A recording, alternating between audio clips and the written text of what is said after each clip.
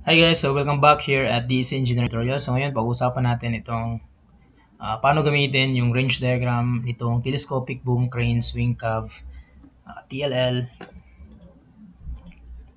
So this is a truck mounted groove load charts. Okay. So yung sa operation manual niya, ito yung makikita natin. So we have this groove truck mounted truck mount load chart telescopic boom crane swing cab TLL. So yan.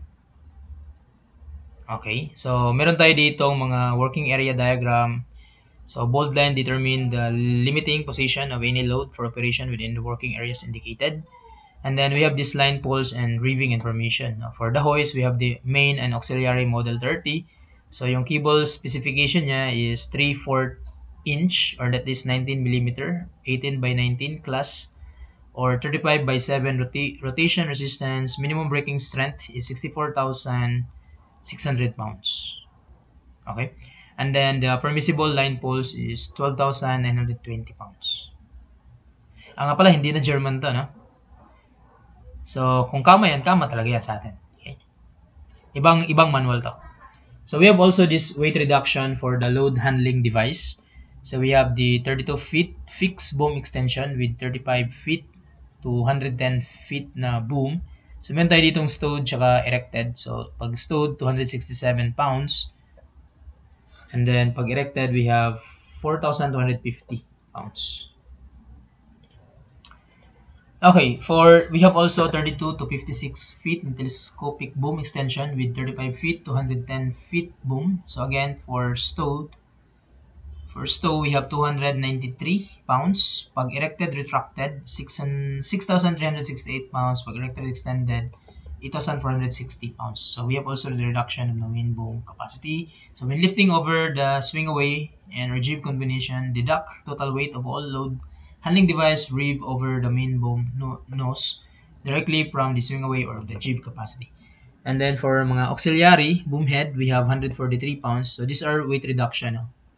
We have hook blocks and head egg balls. So for 50 tons, 4 sheave, so 1,285 pounds, 45 tons na 3 sheave with chick plates, 1,095 pounds, 45 tons na 3 sheave without chick plates, 895 pounds, for 15 tons na 1 sheave, we have 380, 338 pounds for 7.5 tons headache ball, and for 10 tons headache ball, that is 560 pounds. So this is positive sign refer to the rating plate for the actual weight. Okay, so note that all handling device and boom attachments are considered part of the load and suitable allowances must be made for their combined weights. So weights are for group varnish equipment. So ito, no, kung paano natin gamitin itong range diagram. So sa range diagram, itong working range diagram, so makikita natin, meron tayong boom, meron tayo ditong height from the ground in feet, and then we have this operational radius in feet from the axis of rotation. And then we have this 78 degree maximum boom angle, and then we have this boom and extension length in feet. No? So we have also this rated lifting capacity in pounds with 7,800 pounds, removable counterweight 35 foot, 210 foot boom on outriggers, fully extended 360 degrees. Anyway, yung ano ko lang dito, yung ito, no? Paano ito gamitin itong working range diagram.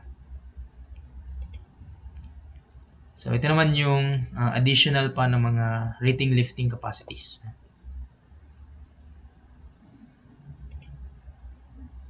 Ayan. Okay.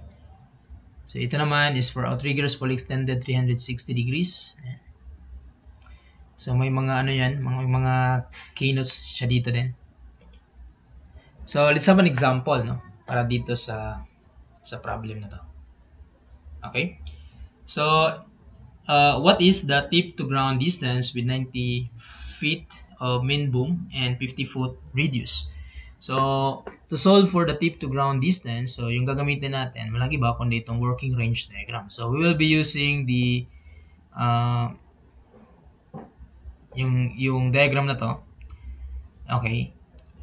So, to solve this, no, to find the tip to ground, so first, we need to find the arc for 90 feet of boom.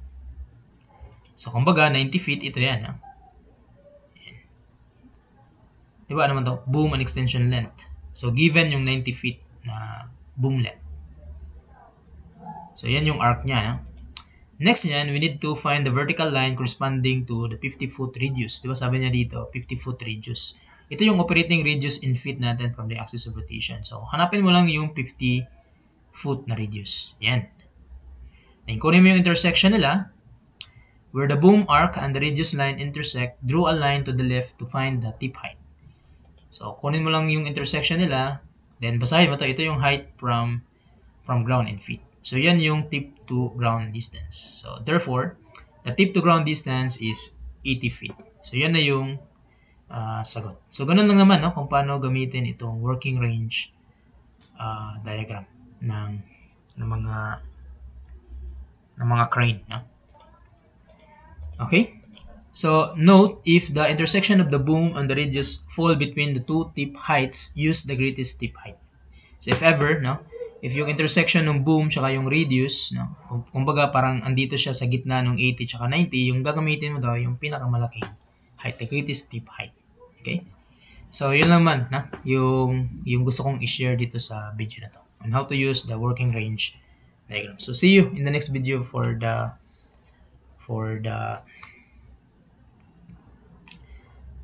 calculation of the crane net capacity. Okay? Sige. So, that will be in the next video. Thank you. So, see you.